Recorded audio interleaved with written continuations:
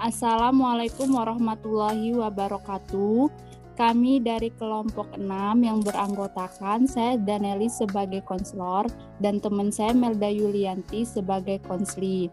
Di sini kami akan membuat video tentang teknik kursi kosong. Selamat menyaksikan. Assalamualaikum warahmatullahi wabarakatuh, Ibu. Waalaikumsalam warahmatullahi wabarakatuh. Mari Mbak Melda, silakan duduk. Baik, Ibu. Mari Mbak Melda, silakan masuk, silakan duduk, cari posisi yang aman saja ya. Iya, Ibu. Gimana Mbak, sudah nyaman? Gimana kabarnya ini? Iya, Bu, sudah nyaman. Alhamdulillah, kabar saya baik, Bu. Oke, Mbak Melda tadi nggak bareng Ibu ya, kan biasanya kan bareng. Iya, Bu, tadi saya masih kuliah, sekarang kosong, Bu. Kuliahnya siapa? Kuliahnya Pak Abdullah, Bu. Emang tidak ada pemadatan ya? Tidak, bapaknya itu kebetulan ada rapat dengan Bu Dekan, katanya seperti itu, Bu. Oh, seperti itu ya. Iya, Bu.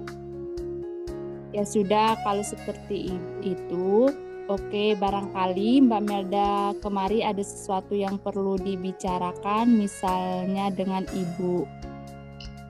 Iya, Bu, tapi Ibu janji ya, jangan bilang ke siapa-siapa. Iya Mbak, Melda tenang saja, nggak usah ragu-ragu untuk menceritakan apa yang ingin Mbak Melda ceritakan kepada Ibu. Karena dalam bimbingan konseling ini menggunakan asas kerahasiaan. Jadi nanti segala sesuatu yang Mbak Melda ceritakan kepada Ibu, Mbak Melda tidak menginginkan orang lain mengetahuinya, maka hal itu akan menjadi rahasia antara kita saja. Ya, seperti itu ya Mbak. Iya, Bu, terima kasih. Tapi nanti di sini Ibu memiliki waktu sekitar 30 menit saja ya Mbak. Karena nanti akan ada rapat juga menyusul dosen-dosen yang lain. Nggak apa-apa deh, Bu. Yang penting Ibu sudah mau meluangkan waktu buat saya. Oke, kalau begitu silakan Mbak Melda bisa ceritakan kepada Ibu. Iya, Bu. Jadi gini, Bu, ceritanya saya itu punya kakak. Lalu? Kakak saya itu laki-laki. Nama kakak saya itu Kak Indra. Kakak saya itu suka nyuruh-nyuruh saya, Bu. Oh, jadi kakak Mbak Melda itu suka menyuruh-nyuruh Mbak Melda. Seperti itu ya? Iya, Bu. Betul. Kakak Mbak Melda itu suka menang sendiri. Iya, Bu. Betul. Lah di tempat kerja saya, bos saya itu mirip sama seperti kakak saya, Bu, kelakuannya. Oh, ya miripnya seperti apa?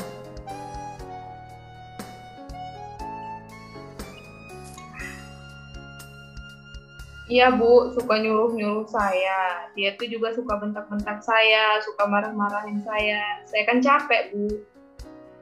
Maaf, kalau boleh tahu Mbak Melda kerja di mana ya? Saya kerja di Mall Matahari, Bu. Oh, Mall Matahari itu kerja sebagai apa?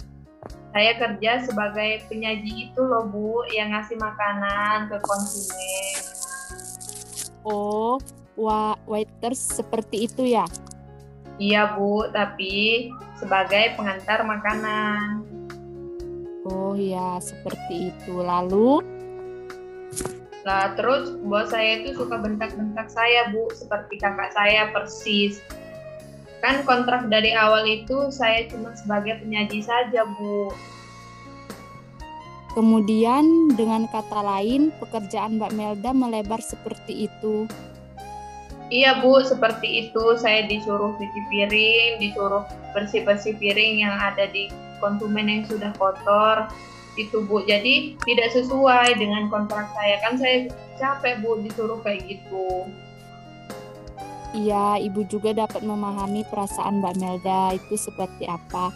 Pasti tidak nyaman kan seperti itu. Nggak nyaman sekali, Bu. Saya itu gimana ya, Bu? Pengen keluar kerja, tapi saya tidak suka kalau diam diri di kos. Wah, tapi bagus sekali ya Mbak Melda. Selain kuliah juga yang rajin, ternyata Mbak Melda juga bekerja dan memiliki pengalaman yang lebih dibandingkan teman-teman yang lain ya. Iya sih, Bu. Benar. Lalu, Masalahnya itu saya tidak suka, Bu, dengan bos saya. Dia itu suka nyuruh-nyuruh saya kontrak dari awal. Kan saya sebagai penyanyi saja, tidak ada cuci piring lah, bersih-bersih piring lah. Apalah, kan nggak ada ya, Bu. lalu keadaan yang sekarang seperti apa Mbak? Sekarang saya disuruh-suruh seperti itu, Bu. Contohnya seperti apa? Dia itu bentak-bentak saya, Bu. Jadi pas saya baru bawain makanan itu ke konsumen, terus bos saya itu bentak saya, "Hey Melda," katanya gitu kan, "kenapa kamu nggak ambil sekalian yang kotor itu, cepetan diambil," dengan nada yang keras begitu, Bu. Terus saya kan malu, Bu, saya juga tersinggung dan pengen marah, Bu, tapi dia itu bos saya. Iya, Ibu dapat memahami perasaan Mbak Melda. Lalu ketika bos Mbak Melda seperti itu, apa yang Mbak Melda lakukan? Ya saya bilang, "Iya Pak," gitu aja sih, Bu. Selama ini Mbak Melda disuruh-suruh dilakukan atau menghiraukannya? Ya, saya melakukannya, Bu, tapi saya takut kalau saya tidak nyaman, saya capek pulang kuliah. Saya kan kerja pakai shift-shiftan, Bu. Oh gitu ya Mbak. Kerjaan pakai sip-sipan ya? Iya, Bu, shift 2, jadi jam 2 siang sampai jam 10 malam gitu, Bu. Saya kan habis kuliah, kerja, Bu, capek. Ya, Ibu tahu. Jadi permasalahan Mbak Melda tidak nyaman dengan bosnya.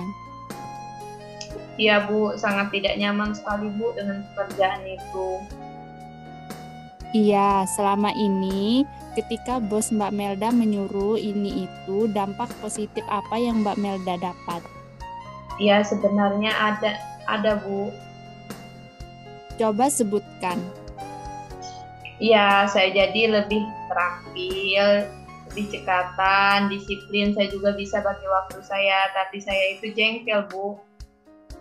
Oke, kemudian dampak negatifnya apa? Coba sebutkan. Iya, saya itu jengkel, Bu. Hanya jengkel.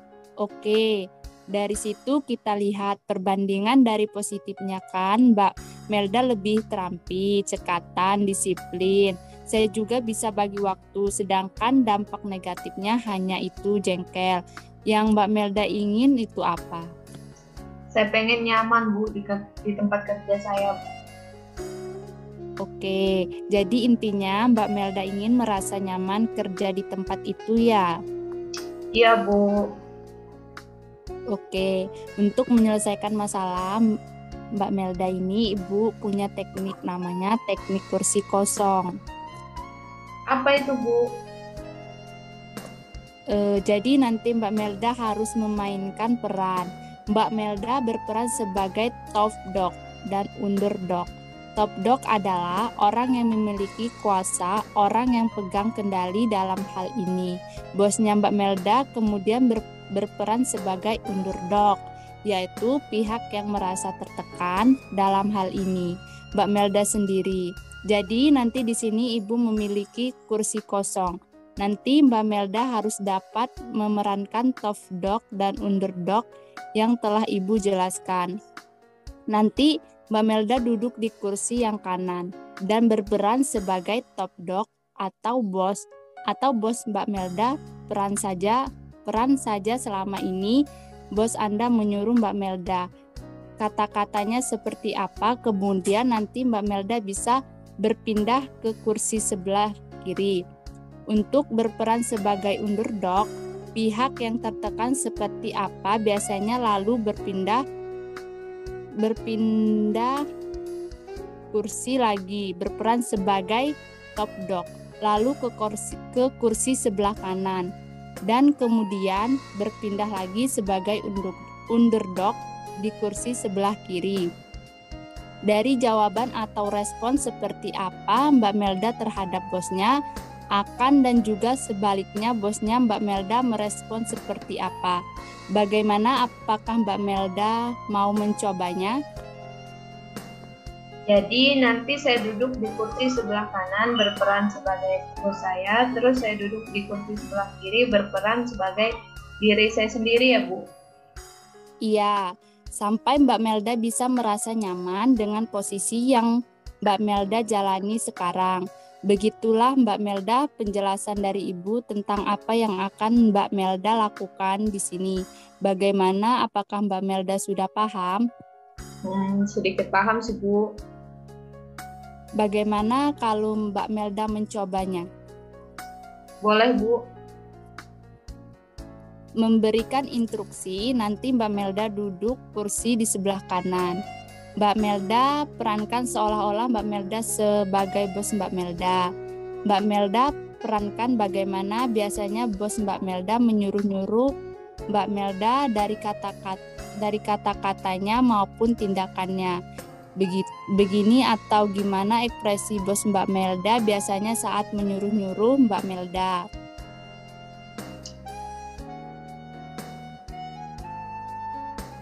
Jadi begini Bu Bos, saya tadi pas menyuruh saya dia kan duduknya sebelah meja kasir, kakinya gini Bu.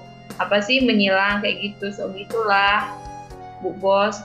Oke, berkuasa. Baik, mari diperankan. Baik Bu. Jadi, hai Melda, piringnya itu diambil, sekalian kotor. Nggak diambil, dicuci sekalian juga nanti ya di belakang. Bilang kayak gitu Bu. Baik, sekarang Mbak Melda coba menjawabnya di kursi sebelah kiri. Iya Pak, sudah Pak.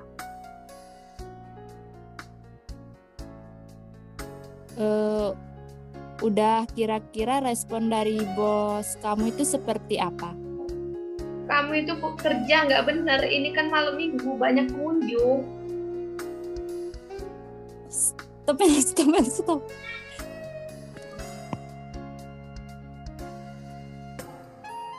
Reaksi Mbak Melda seperti apa? Silahkan pindah lagi. Saya bilangnya gini Bu, iya Pak, sebentar. Sambil hati saya tuh jengkel Bu. Mungkin Mbak Melda dapat memberikan senyuman, ekspresi ceria. Mbak Melda nanti biar hatinya Mbak Melda itu tidak merasa tertekan. Gitu ya Bu. Iya, mungkin dicoba kembali respon Mbak Melda terhadap bosnya. Kali ini dengan senyuman dan ekspresi ceria Mbak Melda. Iya sih Bu. Nah, seperti itu bagus. Bagaimana kalau pakai senyuman, perasaannya seperti apa? Ya, agak deg-degan sih Bu. Nah, itu bagus. Gimana kalau Mbak Melda seperti itu? Setidaknya lebih nyaman seperti itu, bukan? Ya juga sih Bu. Baiklah, itu tadi dari apa yang telah dilakukan itu tadi agar bisa berbicara yang baik Mbak Melda dengan bosnya. Agar Mbak Melda juga merasa nyaman. Kira-kira bisa tidak? Nggak tahu Bu, saya belum terlalu berani, tapi saya akan mencoba. Ya, nanti silahkan dipraktekkan di depan bos Mbak Melda ya, yang seperti tadi ketika Mbak Melda jadi underdognya. Kemudian nanti apa yang akan Mbak Melda lakukan setelah ini dan dapat dipraktek lagi. Saya akan mencoba merespon dengan senyuman seperti tadi ketika dipraktekkan di kursi kosong. Sekarang jam berapa ya Bu? Jam 3:30 Mbak Melda. Kerja jam berapa? Besok jam 2 Bu. Oke, besok beneran loh ya Mbak Melda, harus berani bersikap seperti itu tadi biar merasa nyaman ya. Iya Bu. Baik, kalau begitu kapan Mbak Melda akan memberikan hasilnya, menceritakan hasilnya kepada Ibu?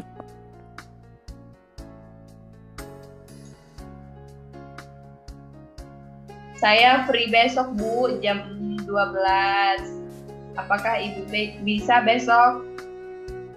Iya, bisa. Baiklah, kalau begitu Ibu tunggu hasilnya nanti Mbak Melda datang ke sini ya. Ya, Bu, sekarang saya harus pulang, Bu. Terima kasih, Bu, atas bantuannya. Iya, sama-sama. Assalamualaikum warahmatullahi wabarakatuh, Mbak Melda. Waalaikumsalam warahmatullahi wabarakatuh, Ibu.